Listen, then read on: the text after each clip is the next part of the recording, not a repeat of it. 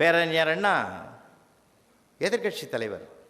கொஞ்சம் நினைவுபடுத்துகிறோம் உங்களுக்கு, அதெல்லாம் சொல்லணும். இப்போ கற்றாரை கற்றாரே காமூருவர் அண்ணா. ஆளுங்கட்சி காங்கிரஸ் கட்சி மாண்புமிகு சி. சுப்பிரமணியம் அவர்கள் 1 மணி நேரம் உரையாற்றுகிறார்.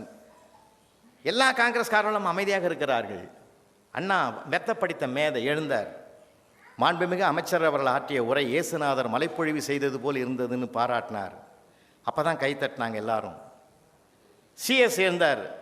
என்னை இயேசுநாதர் என்று எதிர்க்கட்சி தலைவர் சொன்னார். பெருமையாக இருக்கிறது, என்னை சிலுவையில் அறையாமல் இருந்தால் சரி என்றார். பேரறிஞர் அண்ணா மெத்த படித்தவர் இல்லையா? இயேசுநாதரை சிலுவையில் அறைந்தது அவரோடு இருந்தவர்களை தவிர எதிர்க்கட்சிக்காரர்கள் இல்லைன்னார். சார் அவரும் சிஎஸும் சந்தோஷப்பட்டார், அவரும் சந்தோஷப்பட்டார். சார் சட்டசபை கலகலப்பாக இருந்தது. அது பிற்காலத்தில் கைகலப்பாச்சு, அது வேறு. கலகலப்பாக இருந்தது சார். அறிஞரை மதித்த காலம் ஆனந்தத்தினுடைய விளைவாக இருந்தது. அது அண்ணா அவர்கள் முதலமைச்சராக இருக்கிற போது எதிர்கட்சியில் உட்கார்ந்து இருந்த விநாயகம் அவர்கள் இருந்து கேட்டார். மிருகக்காட்சி சாலைக்கு பொன்மனச்செம்மல் எம்ஜிஆர் அவர்கள் ஒரு பெண் புலிக்குட்டி கொடுத்தார், நான் ஒரு ஆண் புலிக்குட்டி கொடுத்தேன்.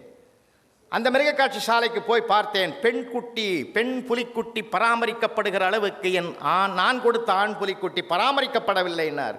உடனே அண்ணா சொன்னார், இது சம்பந்தமான விஷயத்தை 2 சம்பந்திகளும் சட்டமன்றம் முடிந்த பிறகு பேசி தீர்த்து கொள்வோம். சார் எவ்வளவு மகிழ்ச்சி சார், எவ்வளவு ஆனந்தம் சார். எல்லாத்துலேயும் இருக்குது சார். துன்பத்திலையும் மகிழக்கூடிய பக்குவம் நமக்கு மனுஷனுக்கு வேணும். துன்பத்தை துன்பமாக நினைக்கிறத விட துன்பத்தை இன்பமாக மாற்றுங்க, மகிழ்ச்சியாக இருக்கும். இல்லாததுக்கு வருத்தப்படுவதை விட இருப்பதற்கு மகிழ்வோம். எது உன்னிடம் இருக்கிறதோ அது இறைவன் தந்தது, எது உன்னிடம் இல்லையோ அது இனிமேல் இறைவன் தரப்போவது. இந்த எண்ணத்தோடு பயணம் பண்ணுவோம், மகிழ்ச்சியாக தானாகவே இருக்கும் சார். பொருள்தான், வருமானம்தான், பணம்தான் மகிழ்ச்சி என்பது அல்ல. மகிழ்வதற்கு மனம் இருந்தால் போதும். சாதாரண நிகழ்வில் கூட நம்ம மகிழ்ச்சி அடையலாம். இங்கேருந்து கரண்ட் புக்கிங்கில் சென்டர்லேருந்து நீங்கள் புக்கிங் பண்ணி சென்னையிலேருந்து டெல்லிக்கு போயிடலாம். ஆனால் டெல்லியிலேருந்து கரண்ட் புக்கிங் பண்ணி ட்ரெயினில் வரவே முடியாது. நான் அனுபவிச்சிருக்கிறேன் 2-3 தடவை. இப்போ அது தேவையில்லை, ஃப்ளைட்டில் போயிடணும். அப்போல்லாம் அவ்வளவு நெருக்கடி சார். முன்னுரிமை முன்பதிவு இல்லைன்னா வர முடியாது. அப்படியும் ஒரு பையன், நம்ம தமிழ்நாட்டு பையன் அவசரமாக போகணுன்னு அவசரத்தில் டெல்லியில் போயிட்டு முன்பதிவு பண்ணுறதுக்கு போகிறான். அது கரண்ட்டு புக்கிங்க்கு போகிறான். கூட்டம் நிற்குது, வரிசை தாங்க முடியல. ட்ரெயின் 10 நிமிஷத்தில் புறப்பட்டுரும். முறையாக வாங்கின்னு வந்தால் 20 நிமிஷம் ஆகும், புறட்டுரும். அது போனால் போகுது, பணம் இருக்குது, 1000 பிரச்சனைகள் வந்தாலும் பரவாயில்லைன்னு ஏறிட்டான். ஏறி உள்ளே வந்த உடனே சார் ட்ரெயின் புறப்பட்டுடுது. இவன் புறப்பட்டு அதே கம்பார்ட்மெண்ட்டில் கூட்டும் சூட்டும் போட்டுக்கிட்டு ஒரு ஆள் அங்கே ட்ரெயின் வந்த வாசல்லே நிற்கிறார். இவன் அவரை பார்க்குறான், அவன் இவர் பார்த்துக்கிட்டே வருது. ஒரு 2 ஸ்டேஷன் போச்சு. 3வது ஸ்டேஷன் அவராக வந்து செக் பண்ணுறதுக்குள்ளே நாம போய் சொல்லிவிடுவோன்னு அங்கேருந்து வந்தான். ஐயா மன்னிக்கணும், நான் இந்த மாதிரி அவசரமாக புறப்படணும், வேறு வழி இல்லை. தர்மத்தோடு வாங்கிக்கிட்டு வர முடியாத சூழ்நிலை, நெருக்கடி. அதனால் நான் பெனால்ட்டி கட்டினாலும் பரவாயில்லை, துணிஞ்சு வந்துட்டேன். டிக்கெட் காசு எவ்வளவோ, பெனால்ட்டி எவ்வளவோ சொல்லுங்கள், கட்டிடுறேன்னா. அவர் அப்படியே கண் கலங்கி நின்னார். நானே டிக்கெட்டு வாங்கின்னு வர முடியாதுந்தாண்டா டிடிஆர் வேஷத்தில் வந்துக்கிறேன்.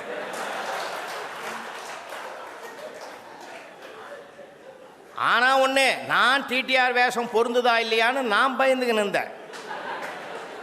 இப்போ என்னை டிடிஆர் நம்பனை பற்றியா, இப்போ தாண்டா என் பயமே தெளிஞ்சுது. சென்னை வரைக்கும் எனக்கு கவலையே கிடையாது. நீ நல்ல பையன், ஒரிஜினல் டிடிஆர்கிட்ட உண்மையை சொல்லிவிட்டு நீ வா, அங்கே சென்னை சென்ட்ரலில் பார்ப்போம்னார். எதுனா நம்ம ஒரு குறை பண்ணிட்டு அதெல்லாம் நிறைய பண்ணிக்கலாம் சார், நிறைய பண்ணிக்கலாம். அப்படி தான் இருப்பான், நம்ம சுற்றி இருக்கோம், அப்படி தான் இருப்பான், எல்லாமே அப்படி தான் இருப்பான். எந்த இல்லை. நீங்கள் இன்னொன்றுங்க எழுதி வைக்கிறாங்களா, அதெல்லாம் கூட படிங்க. நீங்கள் போகிற இடத்துல அதுக்குன்னு போவேனா, கண் எதிரில் ஏதாவது பட்டுதுன்னா போகிறோம், பார்த்துங்க, ரசிங்க. ஒரு ஹாஸ்பிட்டல் வாசல் எழுதி வச்சுருந்தான் சார் சென்னையில், இந்த வெள்ளிவாக்கம் சைடில். இங்கே ஆப்ரேஷனுக்கு பணம் கட்டினால் போதும், அனைத்து செலவுகளும் அடக்கம்னு எழுதியிருந்தான் சார். அடப்பா, சரி, நீங்கள் நம்ம ஊரில் வித்தியாசமானவெல்லாம் இருக்கிறான் தெரியுமா உங்களுக்கு? தாம்பரத்தில் ஒருத்தனுக்கு உடம்பு சரியில்லைன்னு சொல்லிவிட்டு என்கிட்ட வந்தான். சார் நல்ல டாக்டர் ஒருத்தருக்கு மடிப்பாக்கத்தில் இருக்கிறாரா, போய் பாடுறான். போன வேகத்தில் வந்துட்டான். அதுக்குள்ளேடா பார்த்துட்டு இருந்தேன். அட போயா, நீ அனுப்பிச்சி வச்சப்பாரு, போயா, சென்டிமெண்ட்டாக சரியில்லை. அங்கே உள்ளே நுழையும் போதே மேலே போகும் வழின்னு போர்டு வச்சுக்கிறாரு அவர். நான் சொன்னேன், அட சண்டால பாவி, நீ அதை பார்த்துட்டு ஏன்டா தப்பாக நினைக்கிற? அவர் மேலே ஃபஸ்ட் ஃப்ளோரில் கிளினிக் வச்சுக்கிறாரு, ஸ்டெப்புக்காக பக்கத்தில் மேலே போங்க வழின்னு வச்சுக்கிறாரு. அது என்னடா தப்புன்னு. இல்லை இல்லை, அதையும் நான் தாண்டி தான் மேலே போனேன். அங்கே போனால் டாக்டர் கைலாசம்னுக்குது.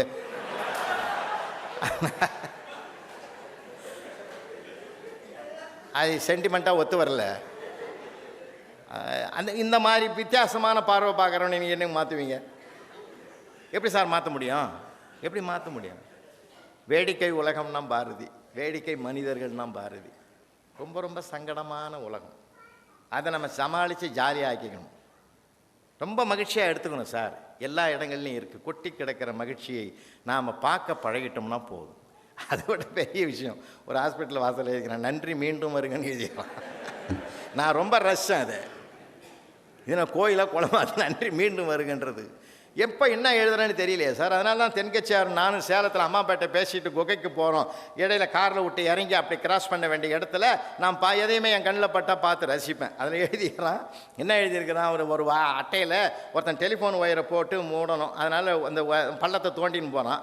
அதை மூடுறவன் அன்றைக்கி வரல போல இது. எவனோ ஒருத்தன் அன்றைக்கி லேபர் கொடுத்து அவனை அந்த வேலையை வாங்கிக்கலான்னு அவன் அட்டையில் ஒரு வாசகம் எழுதுனா. அதை படிச்சுட்டு நான் சிரித்தான். ஐயா கேட்டார், காரணம் இல்லாமல் நீ சிரிக்க மாட்டேன், என்னடா எழுதிக்கிறான்னு. ஒன்றும் இல்லைங்கய்யா, கூட இருந்து குழி பறிக்க ஒரு ஆள் தேவைன்னு எழுதிக்கிறான்னு. அவனை கூப்பிட்டு 100 ரூபா கொடுத்தார் சார் அவர். ஏங்க தப்பாக எழுதிக்கிறான், அவனுக்கு போய் கொடுக்குறீங்களா? இல்லைடா, நம்ம கேட்காமலே பல பேர் கூட வரான், அவன் கேட்டு ஒரு ஆளை வாங்குறான்னா அவன் எவ்வளோ தைரியசாலி. இப்போ அவர் பார்க்குற பார்வை எப்படி இருக்குது பார்த்தீங்களா சார்? ஒன்றையே நம்ம பார்க்குற பார்வையில் தான் அது உயர்வா தாழ்வான்னு நமக்கே தெரியும். உயர்வா தாழ்வா நமக்கு அதான் சார் தெரியும். எல்லாமே நிகழ்வுகள் அத்தனையுமே தீர்மானிப்பது நம்முடைய மனம்தானே. மகிழ்ச்சியா இகழ்ச்சியா, உயர்வா தாழ்வா, துன்பமா இன்பமா தீர்மானிக்கிறது அதில் இல்லை, நம்மக்கிட்ட தான் இருக்குது. நான் அடிக்கடி ஒரு உதாரணம் சொல்லுவேன். இப்போ நம்ம தனபால் சார் இருக்கார். இன்றைக்கி இங்கே வந்தேன். இந்த மேடையிலேருந்து எனக்கு ஒரு 10 கிலோ வெயிட் இருக்கிற ஒரு சக்கரை பையன் என் கையில் கொடுத்து, சுகர் அவ்வளவும் தூக்கின்னு போய் அந்த என்ட்ரன்ஸ் வரைக்கும் தூக்கின்னு வாயான்றாரு. எதுக்கு இந்த தனபால் நமக்கு இந்த சோதனையை வச்சார், கஷ்டத்தை கொடுத்தாருன்னு நான் நினைக்கிறேன். அதே தனபால் இங்கே திரும்பி வந்த பிற்பாடு அதே 10 கிலோ வெயிட் இருக்கிற ஒரு அழகான குழந்தைய என் கையில் கொடுத்து, இந்த ரோடு வரைக்கும் தூக்கின்னு வாங்க புலவர்னார். கொஞ்சம் சந்தோஷமாக தூக்கியாந்து கொடுப்பேன். குழந்தையும் 10 கிலோ தான், அந்த சக்கரை இருக்கிற பையும் 10 கிலோ தான். ஒன்று சுமையாக தெரியுது, ஒன்று சுகமாக தெரியுது. சுகமோ சுமையோ சுமக்கிற பொருளில் இல்லை, சுமக்கிற மனிதனுடைய மனதை பொறுத்துத்தான் இருக்கிறது. அந்த மனசை நம்ம மாற்றிக்குவோமே, மகிழ்ச்சியாக மாற்றிக்குவோம், ஒரு கலகலப்பாக மாற்றிக்குவோம் சார். கலவரம் வர்றதுக்கு வாய்ப்பே இல்லை. நிறைவாக நான் ஒன்றை சொல்லி நான் நிறைவு செய்கிறேன். அன்பானவர்களே, ஒரே ஒரு கவிதை வரியோடு நான் நிறைவு செய்கிறேன். கல்லுக்கு தெரியுமா தான் கடவுளாக போகிறோமா, படியாக போகிறோமா? படியும் கல்லுதான், சிலையாக இருப்பதும் கல்லுதான். கல்லுக்கு தெரியுமா தான் கடவுளாக போகிறோமா, படியாக போகிறோமா? நெல்லுக்கு தெரியுமா தான் பிரசாதமாக போகிறோமா, பிரேத சாதமாக போகிறோமா? புல்லுக்கு தெரியுமா தான் பிள்ளையாரிடம் போவோமா, புழுதியில் போவோமா? சொல்லுக்கு தெரியுமா தான் வசையாக போகிறோமா, வாழ்த்தாக போகிறோமா? கல்லுக்கோ நெல்லுக்கோ சொல்லுக்கோ புல்லுக்கோ அது எப்படி ஆகும் என்று அதற்கு தெரியாது. அதை பயன்படுத்துகிற மனிதனை பொறுத்துத்தான் அதனுடைய உயர்வும் தாழ்வும் அமைகிறதென்றால் எல்லா பெருமைக்கும் சிறுமைக்கும் மனிதன்தான் காரணம். அந்த மனிதனுடைய மனம் நமக்கு வரணும். அப்படி இருக்குதான் தான் இந்த நகைச்சுவை சங்கத்தையே இந்த பிள்ளைகள் அரும்பாடுபட்டு ஆரம்பிச்சிருக்காங்க. வாழ்நாள் கட்டணம் 5000, வருட கட்டணம் 500. இது ஒரு பெரிய தொகை ஒன்றும் கிடையாது. எப்படி ஒரு திருக்கோயில் திருப்பணிக்கு நீங்கள் கொடுக்கிற பணத்தால் அது திருப்பணியில் ஒரு செங்கல் இடம் பெற்றால் அந்த மதில் கூட வணங்குவதற்குரியதாகிறதோ, அதுபோல நீங்கள் கொடுக்கிற இந்த உறுப்பினர் கட்டணம் பேங்க்கில் டெபாசிட் ஆகி அவர்கள் வருங்காலத்தில் இந்த மற்றவர்களை மகிழ்விப்பதற்கு, அது ஊக்கப்படுத்துவதற்கு, உற்சாகப்படுத்துவதற்கு உங்கள் பணம் காரணமாக இருக்கிறது என்றால் அதுதான் மகிழ்வித்து மகிழ் என்ற சொல்லுக்கே அர்த்தமாக மாறுகிறது என்பதையும் இந்த நேரத்தில் நான் சொல்ல கடமைப்படும். ஒரு பெரிய விஷயம் இல்லை சார். ஒரு மெம்பர் ஆகிடுங்க. அது மட்டும் இல்லை, உங்களுக்கு முறையாக தபால் வரும், இத்தனை பேர் இவ்வளோ பேர் வராங்கன்னு. நாம் தேட முடியாது. உங்களை தேடி வருகிறவருடைய நகைச்சுவைகளிலே நீங்கள் மிதக்கிற போது, மகிழ்கிற போது, இப்போ நீங்கள் அடுத்த நிகழ்வு வர வரைக்கும் இது ஒரு பெரிய மந்திரமாக இருக்கும், டானிக்காக இருக்கும், சந்தோஷமாக இருக்கும். பல சங்கடங்கள் வந்தால் கூட தூக்கி போடுவீங்க. ஏன்னா மனிதனுக்கு மனிதன் வித்தியாசம் இருக்குது. மகிழ்ச்சின்றது எல்லாரையும் சமப்படுத்துறது, சந்தோஷப்படுத்துறது, அதுதான் வாழ்க்கையினுடைய நோக்கம். நீங்கள் கூட எனக்கு ரொம்ப பிடித்தமான வார்த்தை அந்த வாழ்க வளமுடன்ற வார்த்தை ரொம்ப பிடிக்குங்க. எதிரியை கூட பகைவனை கூட நண்பனாக்கிடும். அது ஒரு வைப்ரேஷன் இருக்கும் சார் நம்ம வார்த்தைகளில் ஒரு வைப்ரேஷன் இருக்கணும். அதனால தான் பாரதி சொன்னான், பொருள் இருப்பவர்கள் பொருளை தாருங்கள், பொருள் இல்லையா போகிற இடத்தில் கிடைக்கும் என்ற அருள் வார்த்தையாவது சொல். பிச்சைக்காரன் வந்து வாசலில் கேட்குறான், சார் அம்மா தாயே சோறு போடுன்னு. அந்த அம்மா வேகமாக வந்தது, சாப்பாடு சோறு எடுத்துன்னு வந்தது, பார்த்தது.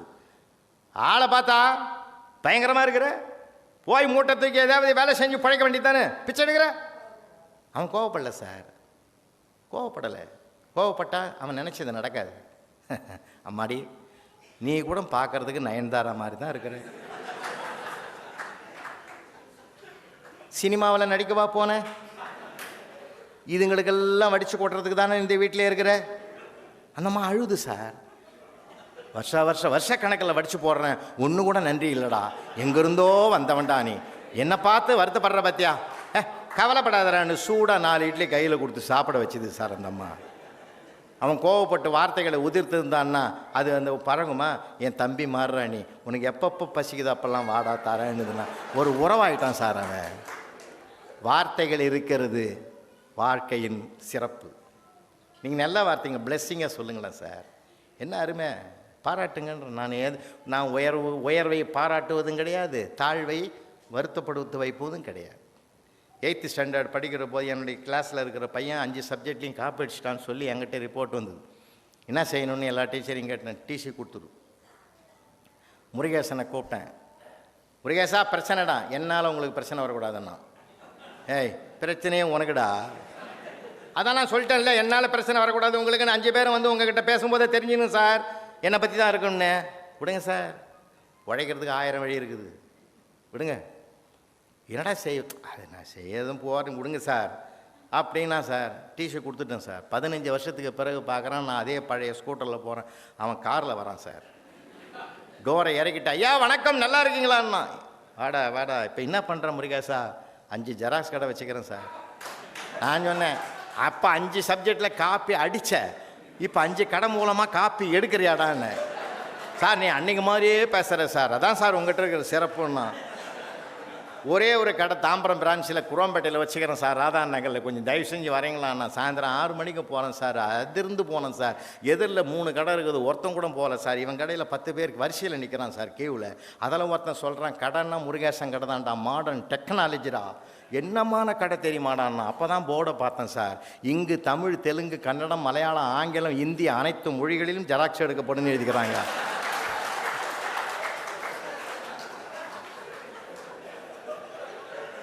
சார் மிஷினுக்கு லாங்குவேஜாக தெரியும், அது எது கொடுத்தாலும் வெளியில் வரும் சார்.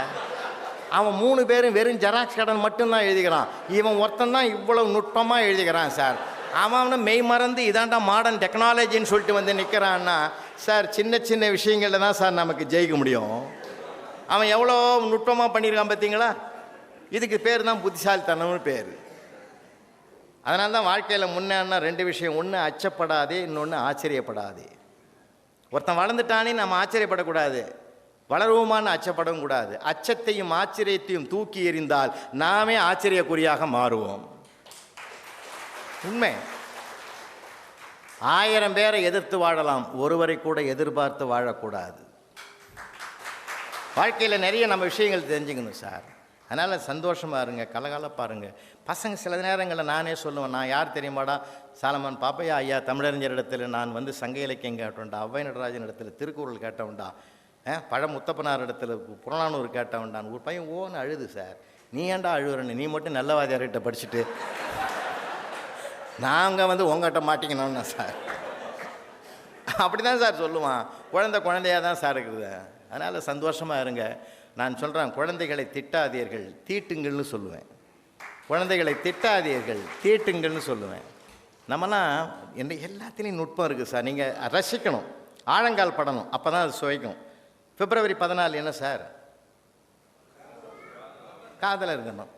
நவம்பர் 14 சரியாக்கு நடுவில் 10 மாதம். என்ன அழகாக வச்சிருக்கிறான்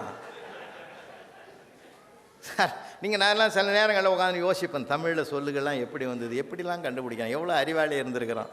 எல்லாம் எல்லா இடத்துலையும் இருக்குது சார். எல்லாத்துக்கும் வாழ்க்கை தத்துவங்கள் வேறு, அது வேறு. ஒரு குழந்தை, ஒரு பெண் குழந்தை பிறந்துக்குது. என்ன சொல்கிறோம் நம்ம? பெண் குழந்தை பிறந்தாலே பொதுவாக எங்கள் ஊரில் சொல்லுவாங்க மகாலட்சுமி பிறந்துக்குது. 5 பிறந்தாலும் மகாலட்சுமி தான். எந்த ஒரே ஒரு ஆம்பளை பிள்ளை பிறந்துட்டான், ராஜா வீட்டில் பிறந்தா கூட மகாவிஷ்ணு பிறந்துக்கிறான்னு யாரும் சொன்னதே இல்லை. நிஜமாக சொல்கிறேன். அப்படி நீங்கள் சொல்லி பாருங்களேன், எங்கள் வீட்டில் மகாவிஷ்ணு பிறந்துக்கிறார். கேட்குறவன் கேட்பான், சங்கு சக்கரம் இருக்குதான்னு. ஏன் கேட்குறேன்னுவான், ஏய் வளர்ந்த பிறகு சக்கரத்தை அப்பா மேலே விட்டு சங்க ஊதிடுவான்டா. ஆனால் மகாலட்சுமி அம்சமாகத்தான் பெண்களை பார்க்குறோம். இந்த நாட்டினுடைய பெருமையே அதான் சார். அன்பர்களே, பெரியோர்களே, அத்தனை பேருக்கு நான் சொல்கிறேன். இன்னொன்று சொல்லட்டுங்களா? இளமை காலத்து வளமான வாழ்க்கையில் மனைவியை நேசித்ததை விட வயோதிக காலத்தில் மனைவியினுடைய அருகில் இருந்து அவளை தாயாக பார்ப்பதில் இருக்கக்கூடிய மகிழ்ச்சியும் ஆனந்தமும் பேரின்பமும் உலகத்திலே கிடையாது. தாயை விட தெய்வம் இல்லை, தாரத்தை விட அன்பான தெய்வம் உலகத்திலே கிடையாது. தாயும் தாரமும் நம் மண்ணினுடைய பெருமைக்கு சேர்ப்பவர்கள், நம்முடைய வாழ்க்கையின் கண்களை அவர்கள். அதனால தான் நான் தாயை வணங்கு தாரத்தை போற்றுன்னு போகிற இடங்கள்லாம் சொல்லுவேன். சில விஷயங்களை நம்ம அப்படி இப்படி சொல்கிறோம், அது வேறு விஷயம். அத்தனையும் தாங்கிக் கொள்ளுகிற சக்தி அவர்களுக்கு தானே இருக்குது. நாம் எதை சொன்னாலும் அதை பெருமையாக நினைக்கிற எதுவும் அவங்க தானே சொல்கிறது. இப்போ எங்கள் கூட வீட்டில் கூட காலையில் சொல்கிறேன், எங்கே போகிறேன்னா கோயம்புத்தூர் தனபால் கூப்பிட்டுருக்குறாங்க. அம்மா இதுக்கு போறியா சரி, உனக்கு ஒன்றும் தெரியாது, உன்னை கூப்பிட்டாங்களா? எனக்கு ஒன்றும் தெரியாத வாடி தனபால் கூப்பிட்டாருன்னு. அவருக்கும் ஒன்றும் தெரியாது. என்ன சொல்லு, உனக்கு ரைட் இருக்குது, அவரை எப்படி சொல்லணும், உன்னை கூப்பிட்டதுலேருந்தே தெரியலையா சார்? இதான் சார் வாழ்க்கையின் மகிழ்ச்சி. ஒரு ஆண் தனக்கு ஒன்றும் தெரியாதுன்னு ஒரு மனைவி சொல்கிறதுல இருக்கிற சுகம் உலகத்திலே கிடையாது. அவர் ஜட்ஜாக இருந்து தீர்ப்பு வழங்குவார், கலெக்டராக இருந்து பல பிரச்சனைகளை தீர்ப்பார். வீட்டுக்கு வந்த உடனே அந்த வாய்ஸ் சொல்லுவோம், உனக்கு ஒன்றும் தெரியாதுயா. அவர் சொல்லுவார், இந்த ஒன்றும் தெரியாதுன்றது தெரிஞ்சுக்கிறதுக்கு கல்யாணம் ஆகி 30 வருஷத்தில் தாண்டி தெரிஞ்சுக்கணும். சந்தோஷம் சார். வாழ்க்கையினுடைய வெற்றி எங்கே இருக்குது தெரியுமா? வெளியில் செல்லுங்கள், போராடுங்கள், முயற்சியை முன்னிறுத்துங்கள். முயற்சிகள் தோற்கலாம், முயற்சிக்க தோற்கக்கூடாது. வெளியில் போடுறங்க, உழைங்க, முன்னேறுங்க, சந்தோஷமாக வாங்க, வீட்டுக்குள்ளே வாங்க. தோற்பதற்கு தயாராகி விடுவோம். ஏன்னா நம்ம ஊர் தேசத்தில் குடும்பம் என்ன உலகத்தில் பரிசு அறிவித்திருக்கு தெரியுதுமா? யார் அதிகம் தோற்றார்களோ அவர்கள் தான் ஜெயித்தவர்கள். வீடு கற்றுக் கொடுத்த உலக பாடம் அது. அதனால் வம்சா வழியாக நம்மிடத்தில் வருது. கொரோனாவில் கொடுங்கூற்றில் உலகமே தடுமாறியது, பாரதம் நிமிர்ந்து நின்றது. உண்மையா இல்லையா? நிமிர்ந்து நின்றது சார். என்ன காரணம்? 2 அம்சம். ஒன்று சேமிப்பு, இன்னொன்று உழைப்பு. 2 இருந்தது சார் நம்மக்கிட்ட. 2 இருந்ததுனால தான் நாம் தப்பிச்சு நின்னும். அவ்வளவு உயிர் சேதம் கிடையாது, அவ்வளவு பொருட்சேதம் கிடையாது. ஒரு அற பூமியா இது? அறத்தின் வலிமை நின்ற பூமி. அந்தணர்களும் அருந்தமும் முனிவர்களும் யோகிகளும் சாதுக்களும் நடமாடிய, சித்தர்களும் நடமாடிய புண்ணிய பூமி. இது லேசான விஷயம் இல்லை. அப்படிப்பட்ட உயர்ந்த பாரத திருநாட்டில் நாம் பிறந்திருப்பதற்கு பெரும் பாக்கியம் செய்திருக்க வேண்டும். நாம் இங்கே போய் ஏடிஎம்மில் போய் பணம் ஒவ்வொன்றுத்துக்கும் கான்செப்ட் இருக்குது. நீங்கள் இன்னொரு வாய்ப்பு கொடுக்கும்போது நான் அதெல்லாம் பேசுகிறேன். என்னென்ன விதத்துலேருந்து இந்த நம்ம அறிவியல் உலகத்தை பாராட்டுறோம். எங்கள் பாட்டி கையில் ஒரு இடுப்பில் ஒரு சொறி வச்சுருப்பா, சுருக்கு பையனு பேர். அதுக்கு சுருக்கு பையனு ஏன் பேர் வந்தது? அது சுருக்கி விரிக்கிறது இல்லை, அதனால் இல்லை. குடும்பத்தின் செலவை சுருக்கி சுருக்கி சேர்த்த பணம், அதனால் அதுக்கு சுருக்கு பையனு பேர். அது எந்த நேரத்திலையும் உதவி செய்யும் சார். இந்த சேமிப்பு தான் நம்ம காப்பாற்றி கரையேற்றி இருக்குது. அந்த பண்பாடு, அந்த குணம் இன்றைக்கி நம்மக்கிட்ட இருக்குது. அந்த பண்பாடு, கலாச்சாரம், வாட் இஸ் யுவர் கல்ச்சர்னு சர்தார் வல்லபாய் பட்டேலை கேட்டபோது அவர் கல்ச்சர் இஸ் அக்ரிகல்ச்சர்னு சொன்னார். இது விவசாயத்தோடு பின்னி பிணைந்த வாழ்க்கை முறை, நம்முடைய வாழ்வியல் முறை. சாதாரணமானதில்லை சார். என்ன அழகு, என்ன ஆனந்தம். ஒன்று துருவி பார்த்தோம்னா எப்படி தான் இந்த வாழ்க்கையை வகுத்து பெரியவங்க வச்சாங்கன்னு ஆச்சரியமாக இருக்குது சார், ஆச்சரியமாக இருக்குது. அதனால் நம்ம பிறந்த பிறவிக்கு மகிழ்வோம். இந்த வாழ்க்கையை இறைவன் கொடுத்தானே அதற்கு மகிழ்வோம்.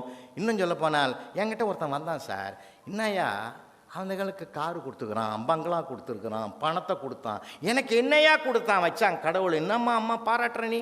ஏய் உனக்கு என்ன ஒன்றுமா கொடுக்கல? இல்லையா, உட்கார். உன் கிட்னி என்ன விலை, உன் லிவர் என்ன விலை, உன் ஹார்ட் என்ன விலை, அப்படி கணக்கு போட்டால் ஒரு 8-10 கோடிக்கு வருது. 10 கோடி சொத்தை உன் உள்ளே வச்சு அனுப்பியிருக்கிறான் கடவுள். ஒன்றும் இல்லைன்ற இது நாளாக எனக்கு தெரியாமல் போச்சு. நீ சொல்கிற மாதிரி இதெல்லாம் என் கண்ணுக்கு தெரிகிற மாதிரி வெளியில் வச்சுருந்தான்னா நான் கண்டுபிடிச்சிருப்பேன். அது வெளியில் வச்சா நீ வித்துருவேன்னு தெரிஞ்சுதாண்டா உன்னை உள்ளே வச்சிருக்கிறேன். விலை மதிக்க முடியாத சொத்து நாம தான் சார். அதனால தான் மேலை நாட்டில் ஒரு அறிஞர் உலகத்துக்கு ஒரு பாடம் நடத்தினார் தன்னை வச்சு. அவர் வீட்டுக்குள்ளே இருக்கிற போது பூட்டிக்குவார், அவர் வெளியே போன உடனே திறந்து விட்டு போயிடுவார். அவரையே கேட்டாங்க, இன்னும் ஆச்சரியமான மனுஷனாகிற, நீ வெளியே போனால் தான் நான் கூட்டணும், நீ எப்படி நீ வீட்டு வெளியே? விலை மதிக்க முடியாத பொருள் நான் தான். நான் வீட்டில் இருக்கிற போது பாதுகாப்பாக இருக்கணும், நானே வெளியே போன பிற்பாடு இதை எதுக்கு போட்டணும்? என்ன அருமையான விஷயம், அருமையான விஷயம். மகிழ்ச்சியாக இருங்க ஐயா, சந்தோஷப்படுங்க. உயர்வு தாழ்வு குடும்பத்தில் பார்க்கவே கூடாது. ஒன்றை சொல்லி நிறைவு செய்கிறேன். ராத்திரி 1:30 மணிக்கு செகண்ட் ஷோ பார்த்துட்டு கணவனும் மனைவி வீட்டுக்கு வராங்க. தெருவே லைட் இல்லை, இருட்டாக இருக்குது. அவன் சொன்னான், சாவியை கொடுமா, இருட்டிலே திறந்து பழக்கப்பட்டவன் நான், அதனால் நானே திறந்துடுறேன். என்ன? ஆமாம் திறந்து கழிச்சு போயா, இந்த செல்லில் டார்ச், அந்த டார்ச்சை எடுத்து கையில் கொடுத்து, இது நீ டார்ச் அடி, நான் திறக்கிறேன்னு அந்த அம்மா சாவியை வாங்கி போராடுது 10 நிமிஷமாக போராடுது. அவன் சொன்னான், நான் சொன்ன கேட்க மாட்டேன் பற்றியா, சாவியை கொடு, இந்த டார்ச் நீ பிடினா. அந்த டார்ச் இப்படி வாங்கி இந்த அம்மா அடிக்குது, டக்குன்னு அடுத்த செகண்டே திறந்துட்டான். நான் திறந்துட்டேன்னு இவன் தன்னை பற்றி பெருமையாக பேசுறதுக்கு முந்தி அந்த அம்மா சொல்லிச்சு, இப்போ தெரியுதா டார்ச் எப்படி அடிக்கணும்னு.